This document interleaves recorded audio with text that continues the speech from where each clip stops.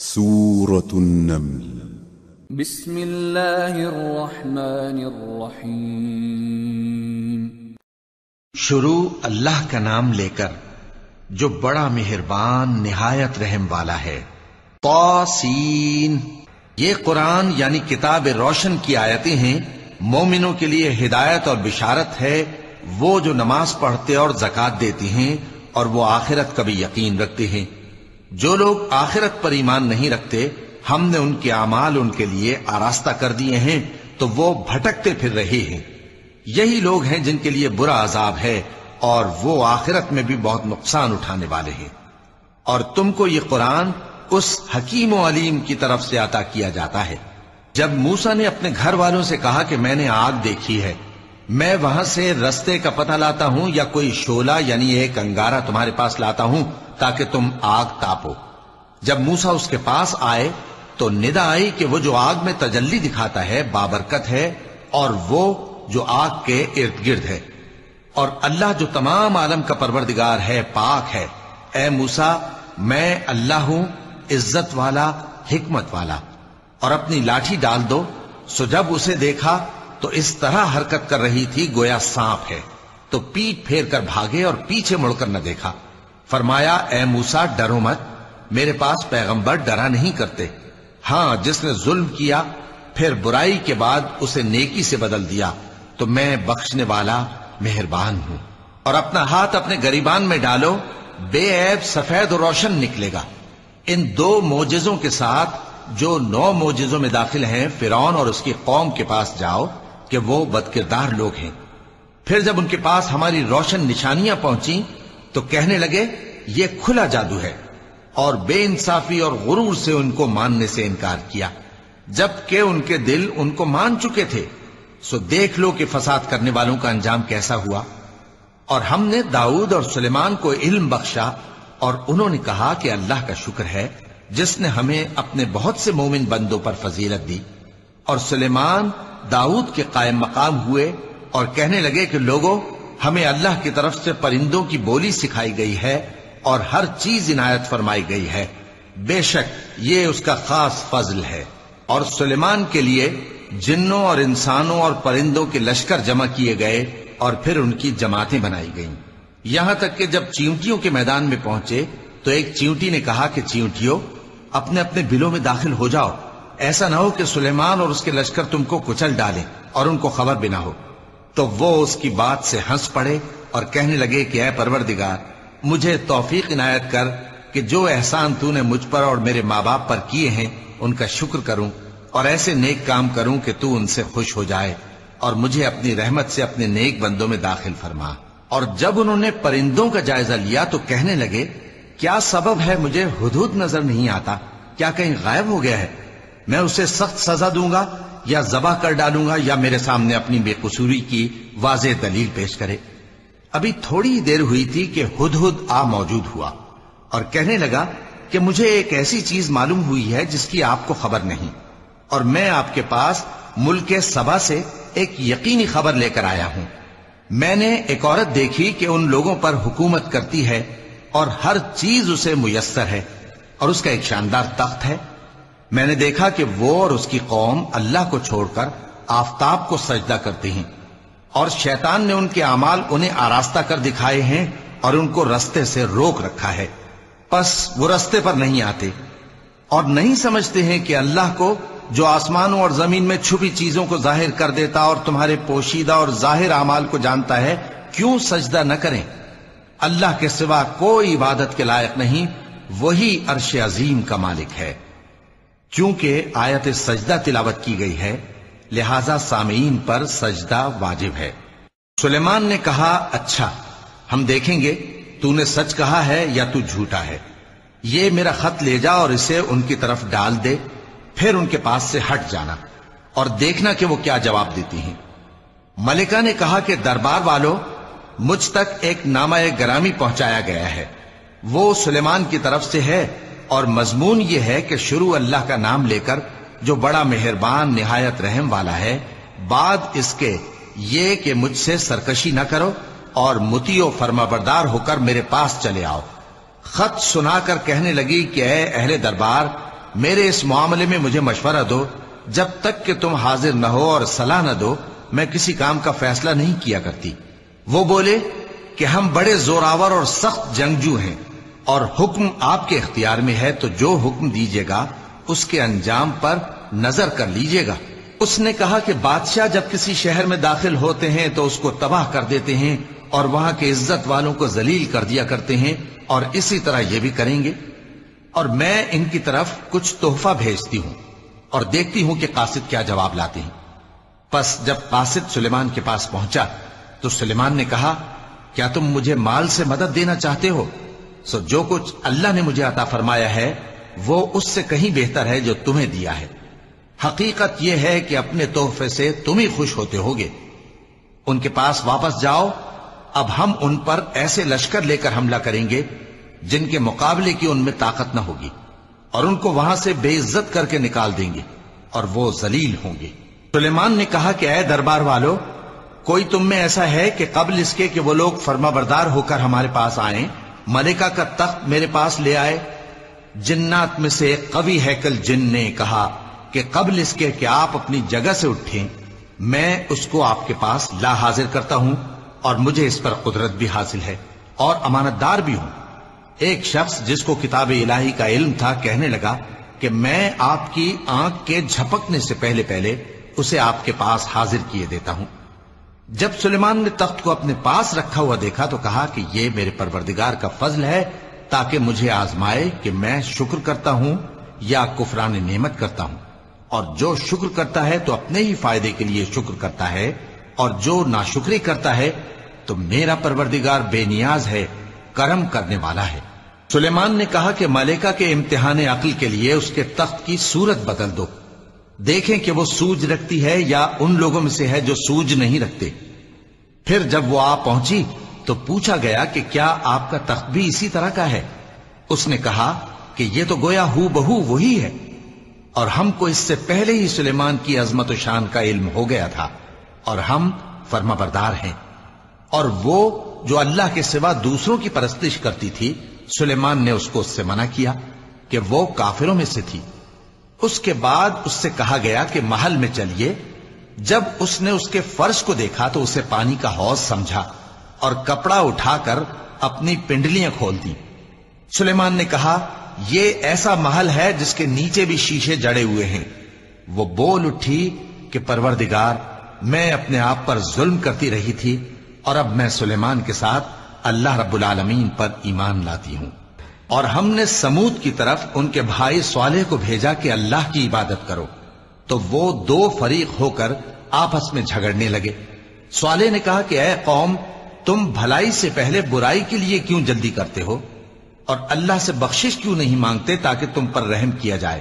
وہ کہنے لگے کہ تم اور تمہارے ساتھی ہمارے لیے برا شگون ہیں۔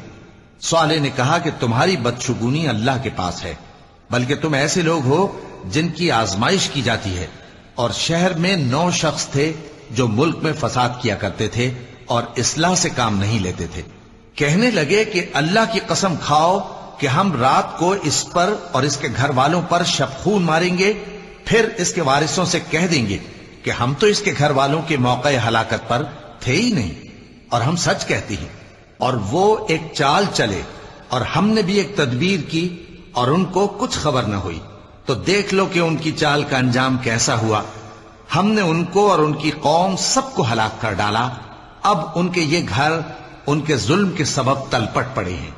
جو لوگ علم رکھتے ہیں ان کے لیے اس میں نشانی ہے، اور جو لوگ ایمان لائے اور ڈرتے تھے ان کو ہم نے نجات دی۔ اور لوط کو یاد کرو جب انہوں نے اپنی قوم سے کہا کہ تم بے حیائی کے کام کیوں کرتے ہو جبکہ تم دیکھتے ہو؟ کیا تم عورتوں کو چھوڑ کر لذت حاصل کرنے کے لیے مردوں کی طرف مائل ہوتے ہو؟ حقیقت یہ ہے کہ تم احمق لوگ ہو۔ تو ان کی قوم کے لوگ بولے تو یہ بولے، اور اس کے سوا ان کا کچھ جواب نہ تھا کہ لوط کے گھر والوں کو اپنے شہر سے نکال دو، یہ لوگ پاک بننا چاہتے ہیں۔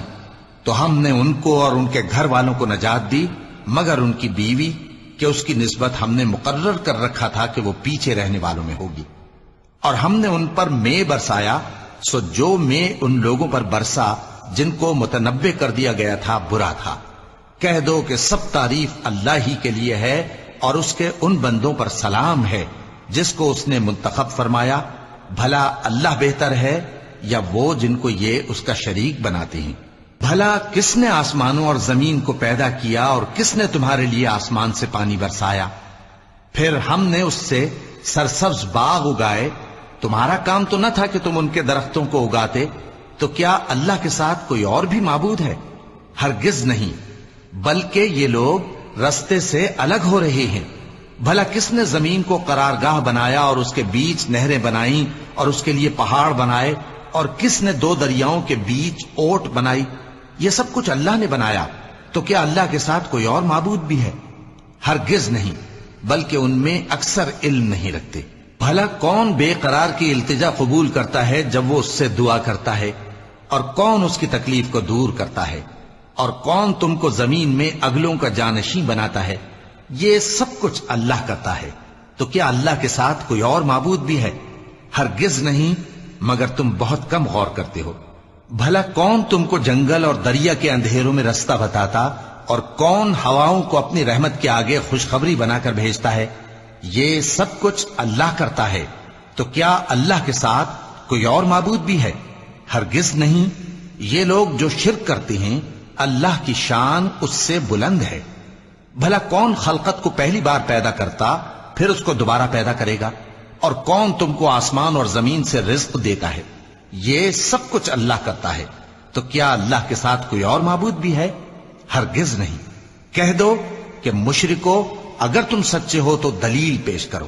کہہ دو کہ جو لوگ آسمانوں اور زمین میں ہیں اللہ کے سوا غیب کی باتیں نہیں جانتے، اور نہ یہ جانتے ہیں کہ کب زندہ کر کے اٹھائے جائیں گے، بلکہ آخرت کے بارے میں ان کا علم ختم ہو چکا ہے، بلکہ یہ اس کی طرف سے شک میں ہیں، بلکہ یہ اس سے اندھے ہو رہے ہیں۔ اور جو لوگ کافر ہیں کہتے ہیں کہ جب ہم اور ہمارے باپ دادا مٹی ہو جائیں گے تو کیا ہم پھر قبروں سے نکالے جائیں گے؟ یہ وعدہ ہم سے اور ہمارے باپ دادا سے پہلے سے ہوتا چلا آیا ہے، کہاں کا اٹھنا اور کیسی قیامت؟ یہ تو صرف پہلے لوگوں کی کہانیاں ہیں۔ کہہ دو کہ ملک میں چلو پھرو، پھر دیکھو کہ گناہگاروں کا انجام کیا ہوا ہے، اور ان کے حال پر غم نہ کرنا، اور نہ ان چالوں سے جو یہ کر رہے ہیں تنگ دل ہونا۔ اور کہتے ہیں کہ اگر تم سچے ہو تو یہ وعدہ کب پورا ہوگا؟ کہہ دو کہ جس عذاب کے لیے تم جلدی کر رہے ہو شاید اس میں سے کچھ تمہارے نزدیک آ پہنچا ہو، اور تمہارا پروردگار تو لوگوں پر فضل کرنے والا ہے، لیکن ان میں سے اکثر شکر نہیں کرتے۔ اور جو باتیں ان کے سینوں میں پوشیدہ ہوتی ہیں اور جو کام وہ ظاہر کرتے ہیں تمہارا پروردگار ان سب کو جانتا ہے، اور آسمانوں اور زمین میں کوئی پوشیدہ چیز نہیں ہے مگر یہ کہ وہ ایک کتاب روشن میں لکھی ہوئی ہے۔ بے شک یہ قرآن بنی اسرائیل کے سامنے اکثر باتیں جن میں وہ اختلاف کرتے ہیں بیان کر دیتا ہے، اور بے شک یہ مومنوں کے لیے ہدایت اور رحمت ہے۔ تمہارا پروردگار قیامت کے روز ان میں اپنے حکم سے فیصلہ کر دے گا، اور وہ غالب ہے، علم والا ہے۔ تو اللہ پر بھروسہ رکھو، تم تو صاف حق پر ہو۔ کچھ شک نہیں کہ تم مردوں کو بات نہیں سنا سکتے، اور نہ بہروں کو جبکہ وہ پیٹ پھیر لیں آواز سنا سکتے ہو، اور نہ اندھوں کو گمراہی سے نکال کر رستہ دکھا سکتے ہو۔ تم تو انہی کو سنا سکتے ہو جو ہماری آیتوں پر ایمان لاتے ہیں، پھر وہ فرما بردار ہو جاتے ہیں، اور جب ان کے بارے میں عذاب کا وعدہ پورا ہوگا تو ہم ان کے لیے زمین میں سے ایک جانور نکالیں گے جو ان سے باتیں کرے گا۔ یہ ہم اس لیے کریں گے کہ لوگ ہماری آیتوں پر ایمان نہیں لاتے تھے۔ اور جس روز ہم ہر امت میں سے ایک بڑے گروہ کو جمع کریں گے جو ہماری آیتوں کی تکذیب کرتے تھے، پھر ان کی جماعت بندی کی جائے گی، یہاں تک کہ جب سب آ جائیں گے تو اللہ فرمائے گا کہ کیا تم نے میری آیتوں کو جھٹلا دیا تھا، حالانکہ تم نے اپنے علم سے ان کا احاطہ تو کیا ہی نہ تھا؟ بھلا تم کیا کرتے رہتے تھے؟ اور ان کے ظلم کے سبب ان کے حق میں وعدہ عذاب پورا ہو کر رہے گا تو وہ بول بھی نہ سکیں گے۔ کیا انہوں نے نہیں دیکھا کہ ہم نے رات کو اس لیے بنایا ہے کہ اس میں آرام کریں، اور دن کو روشن بنایا ہے کہ اس میں کام کریں؟ بے شک اس میں مومن لوگوں کے لیے نشانیاں ہیں۔ اور جس روز سور پھونکا جائے گا تو جو لوگ آسمانوں میں اور جو زمین میں ہیں سب گھبرا اٹھیں گے مگر وہ جسے اللہ چاہے، اور سب اس کے پاس عاجز ہو کر چلے آئیں گے۔ اور تم پہاڑوں کو دیکھتے ہو تو خیال کرتے ہو کہ مضبوط جمے ہوئے ہیں، مگر وہ اس روز اس طرح اڑتے پھریں گے جیسے بادل۔ یہ اللہ کی کاریگری ہے جس نے ہر چیز کو مضبوط بنایا، بے شک وہ تمہارے سب افعال سے باخبر ہے۔ جو شخص نیکی لے کر آئے گا تو اس کے لیے اس سے بہتر بدلہ تیار ہے، اور ایسے لوگ اس روز گھبراہٹ سے بے خوف ہوں گے، اور جو برائی لے کر آئے گا تو ایسے لوگ اوندھے منہ دوزخ میں ڈال دیے جائیں گے۔ تم کو تو انہی اعمال کا بدلہ ملے گا جو تم کرتے رہے ہو۔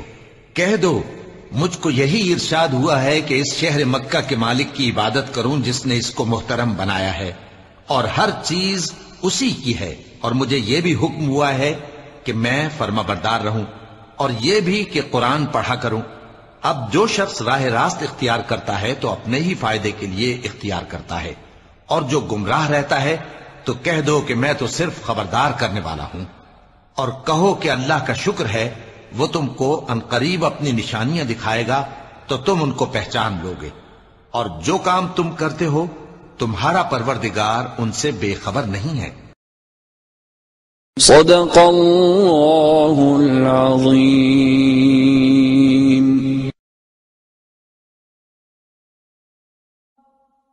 حی علی الفلاح،